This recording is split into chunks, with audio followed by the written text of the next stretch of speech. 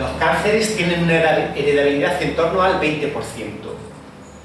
El 20% es genético, el 80% es ambiental. ¿Sí? La altura tiene una heredabilidad del 90%. El 90% es genético, solo el 10% es ambiental. Por mucha leche que nos den y mucho calcio, ahí nos quedamos. Lo hemos heredado de los padres, ¿sí? Las enfermedades mentales, esquizofrenia, depresión, la heredabilidad es de un 50%. Más o menos la mitad es heredado, la mitad es ambiental. ¿Sí? Entonces, claro, cuanto mayor sea la heredabilidad, cuanto mayor sea la proporción de la variabilidad fenotípica debida a los genes, más fácil va a ser identificar estas variantes genéticas. Si la heredabilidad es de un 100%, bueno, pues en principio va a ser más fácil identificar los genes que están causando esa agregación familiar que si la heredabilidad es de un 1%. El 99% es ambiental, solo un 1%. Profesor, ¿en el numerador qué representa? El numerador es la variabilidad genética. Genética. Los genes. Y en el denominador es la variabilidad total. ¿Sí? Solo por curiosidad, ¿sabrás como la obesidad, como cuánto es variabilidad genética? Es también relativamente alto, es como un 80%.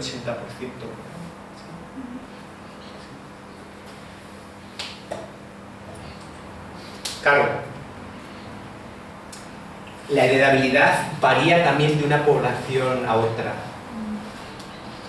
Cuanto más homogéneo sea el ambiente, por ejemplo, si medimos heredabilidad en ratones, donde todos los ratones les damos la misma cantidad de pienso, ahí estamos reduciendo la componente ambiental y estamos elevando por el estudio la heredabilidad. ¿Sí? Claro, en poblaciones humanas eso no se puede hacer. En poblaciones humanas el ambiente no es controlable. Y el ambiente no lo puede atribuir a cierto factor, pero puede haber múltiples factores ambientales. ¿Sí? Sí.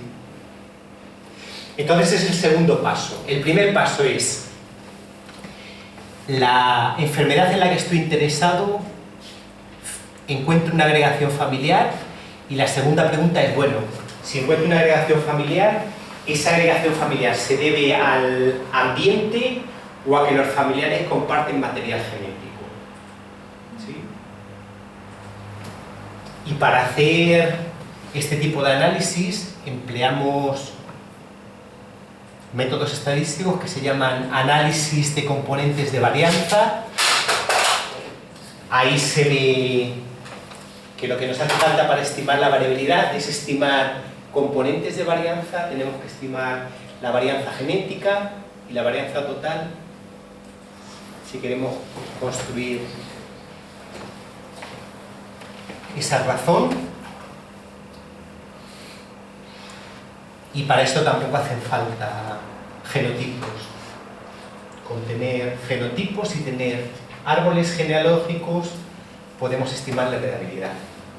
¿Sí? Y el siguiente paso es algo que llamamos análisis de segregación. Bueno, ¿qué es un análisis de segregación?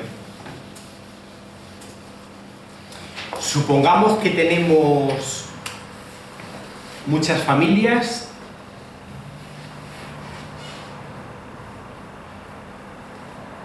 donde los padres están sanos y los descendientes están enfermos. ¿Sí? Una enfermedad donde encontramos que de repente, bueno, los padres no tienen la enfermedad, pero los hijos tienen la enfermedad. ¿Puede estar en los abuelos? No. Puede estar en los abuelos, pero ¿por qué me ha saltado la generación de los padres? Claro, entonces lo que podemos hacer es, bueno, pues lo que puede pasar aquí es que la madre sea heterocigota TA, el padre sea heterocigoto TA, y que estos dos descendientes hayan tenido mala suerte y hayan heredado dos copias de este alelo A. ¿Sí? Entonces tenemos aquí el genotipo y el fenotipo. Bueno, los individuos con dos copias de T son sanos. Los individuos con una copia de T y una copia de A son también sanos. Y los individuos que tienen dos copias de A desarrollan la enfermedad. Es decir, yo mirando muchos árboles genealógicos, si encuentro que necesito dos copias del alelo malo para que el individuo desarrolle la enfermedad, hablamos de enfermedades recesivas. ¿Sí? Los individuos que tienen solo una copia del alelo malo se salvan. Solo estos individuos que tienen la mala suerte de tener dos copias del alelo malo desarrollan la enfermedad. Entonces, si yo miro muchos pedigrís y veo esta situación, bueno, pues entonces lo que tengo que hacer es tratar de identificar una variante genética con un efecto recesivo. ¿Sí? Si por el contrario miro árboles genealógicos y veo que lo que suele ocurrir es algo así, bueno, que uno de los padres tiene la enfermedad y uno de los hijos tiene la enfermedad. Bueno, pues eso tiene más pinta, más aspecto de enfermedad dominante, donde una copia del alelo malo es suficiente para desarrollar la enfermedad. Estos individuos serían sanos, estos individuos serían ya enfermos, y estos son también enfermos. ¿Sí? Ese tipo de enfermedades se llaman enfermedades dominantes. El alelo malo domina sobre el alelo común y eso se traduce en este tipo de árboles genealógicos. ¿Sí? Entonces yo, sin tipificar a nadie, lo que puedo hacer antes de ponerme a tipificar es investigar familias con varios casos de la enfermedad. Si observo muchos hermanos que están enfermos y los padres están sanos, eso me indica que probablemente la enfermedad sea recesiva. Si observo sobre todo pares padre-hijo, eso me indica que probablemente la enfermedad sea dominante. ¿Sí?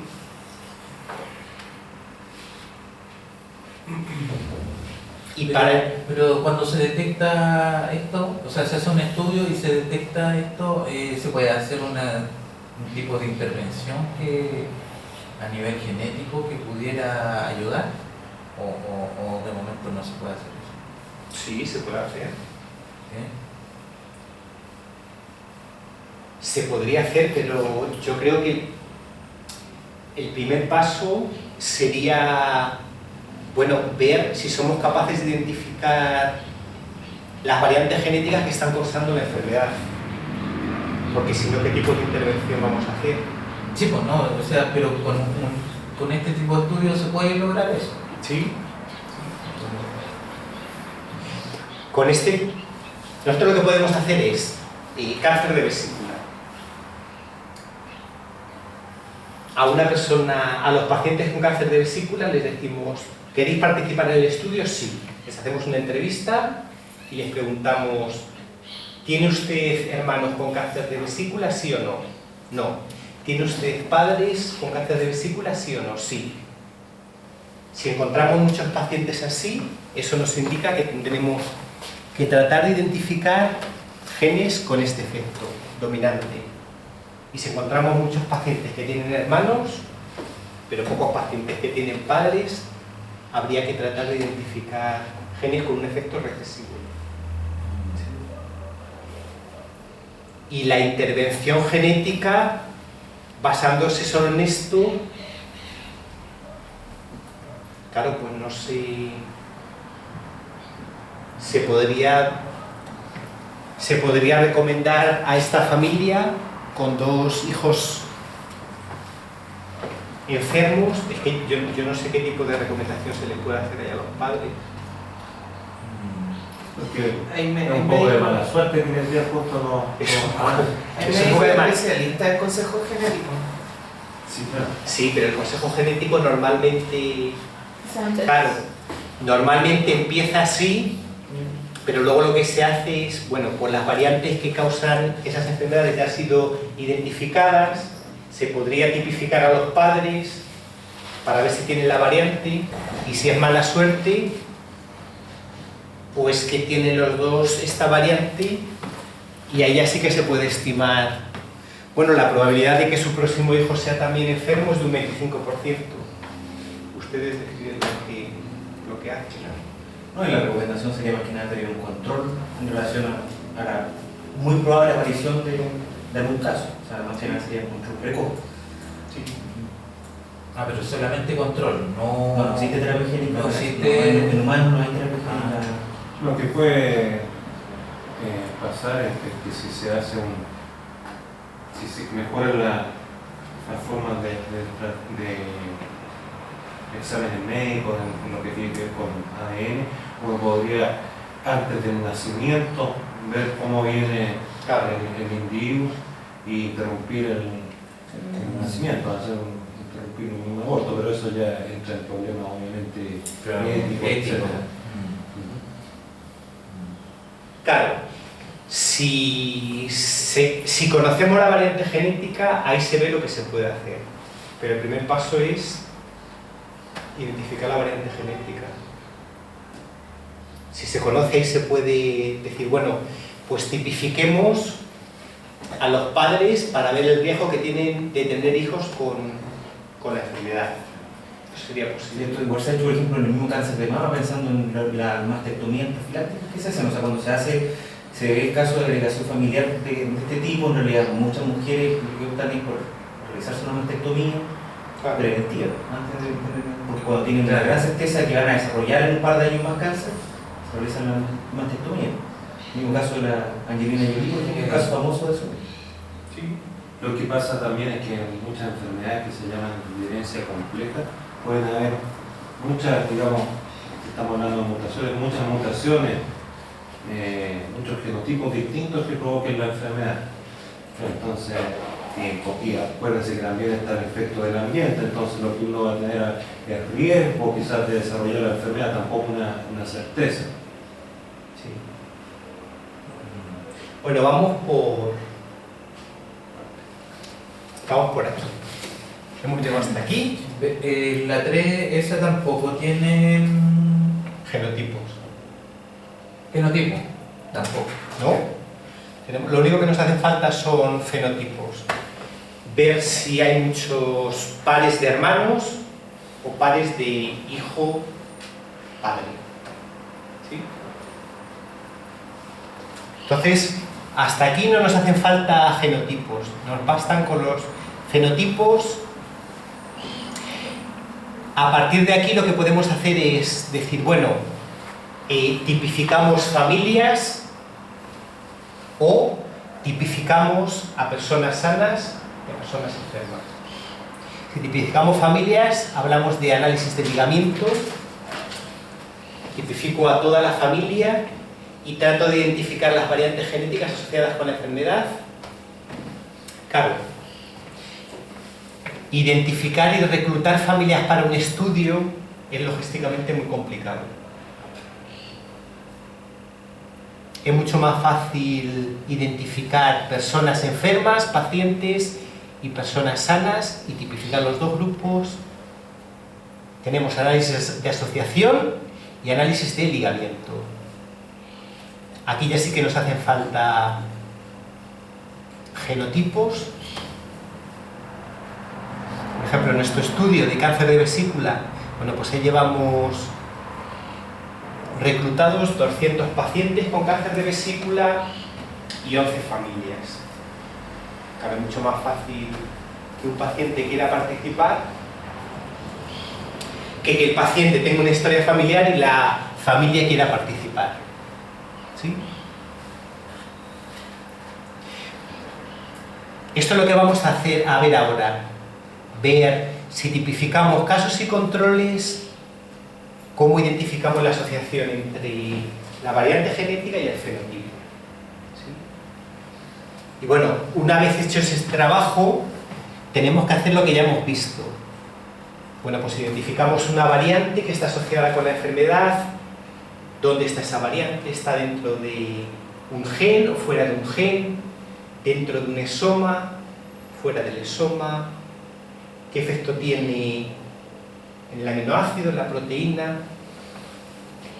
Todos esos estudios se denominan en general estudios funcionales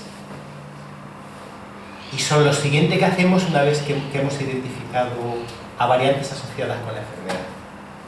¿Sí? Entonces, este es el proceso general para identificar variantes asociadas con la enfermedad. La característica más importante es que las variantes estas se heredan, entonces esperamos una agregación familiar no debida al ambiente, y podemos observar árboles genealógicos. Después tipificamos o bien familias en estudios de ligamiento o casos y controles en estudios de asociación, y el siguiente paso serían estudios funcionales. Bueno, ¿qué efecto tiene la variante? ¿Tiene algún efecto o no? ¿Sí?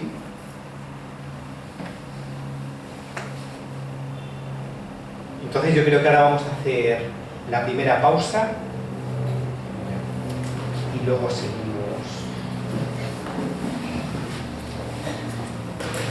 con la agregación familiar.